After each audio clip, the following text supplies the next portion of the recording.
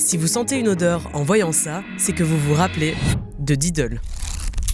Si vous êtes un enfant des années 2000 ou un parent d'enfant des années 2000, vous les connaissez forcément. Ces feuilles qui sentent la réglisse ou le savon et puis tous les accessoires, Diddle, à l'époque, c'était la star des cours de récré. À son pic de popularité entre 2004 et 2005, on parle de 70 millions d'euros de chiffre d'affaires quand même. Mais en 2010, l'inévitable arrive, les enfants grandissent, le succès s'essouffle, les ventes s'arrêtent.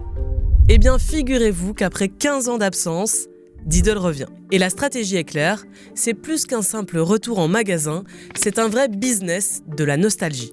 Parce que les enfants des années 2000 sont maintenant des adultes, avec un pouvoir d'achat et des souvenirs à raviver. Et puis c'est aussi le signe que les années 2000 sont officiellement devenues rétro. Pokémon, la Starac, les téléphones à clapet, même les Laboubou d'une certaine manière, tous s'inscrivent dans ce même commerce de la nostalgie. Et puis cette nostalgie est rassurante, surtout en période de crise et d'incertitude.